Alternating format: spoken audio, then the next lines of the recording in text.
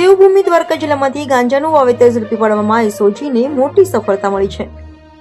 હાલમાં ગુજરાત પોલીસ ગુજરાતને ઉડતા ગુજરાત બનાવવા રોકવા માટે કટિબદ્ધ બની છે, ત્યારે દેવભૂમિ દ્વારકા પોલીસ દ્વારા ગાંજાનું વાવેતર ઝડપી પાડવામાં સફળતા મેળવી છે।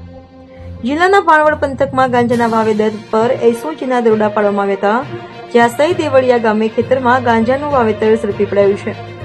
પોલીસ દ્વારા ડ્રોન કેમેરા દ્વારા ગાંજાનું વાવેતર પકડી પાડ્યું છે। ધનજી ગાજરોતર અને હિતેશ ગોહિલ બે શખ્સોએ ખેતીની આડમાં ગાંજાનું વાવેતર કર્યું હતું, જ્યાં ગાંજાના 17 જેટલા છોડ એસઓજી પોલીસે કબજે કર્યા હતા। ગાંજાના વેચાણ કરવાના ઈરાદે શખ્સે ગાંજાનું વાવેતર કર્યું હતું। એસઓજીએ 9 કિલો અને 90,000નો મુદ્દામાલ જપ્ત કર્યો છે અને બે શખ્સની અટકાયત કરી વધુ તપાસ હાથ ધરી છે।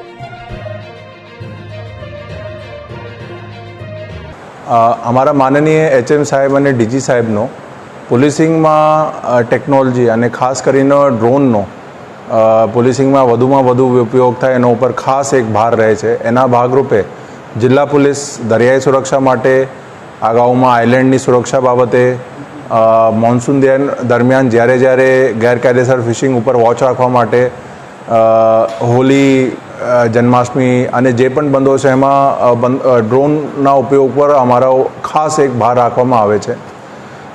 નશા વિરોધી જે અમારા જિલ્લાનો ખાસ એક અભિગમ છે જિલ્લા પોલીસનો, એના ભાગરૂપે અમારી જિલ્લાની એસઓજીને એક બાતમી મળી હતી કે ભાનવડ તાલુકાના એક સઈ દેવરિયા ગામમાં ગાંજાની ગેરકાયદેસર ખેતી થતી હતી।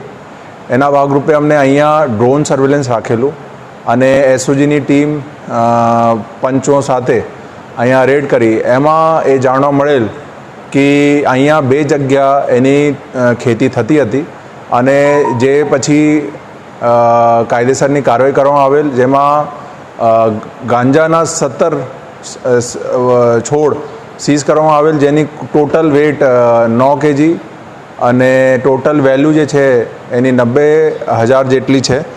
એમાં પછી બે આરોપી વિરુદ્ધ ધનજીભાઈ અને હિતેશભાઈ વિરુદ્ધ ભાનવડ પોસ્ટેમાં કાયદેસરની કાર્યવાહી કરવામાં આવેલ છે અને હાલ જે આગળની કાર્યવાહી ચાલુ છે।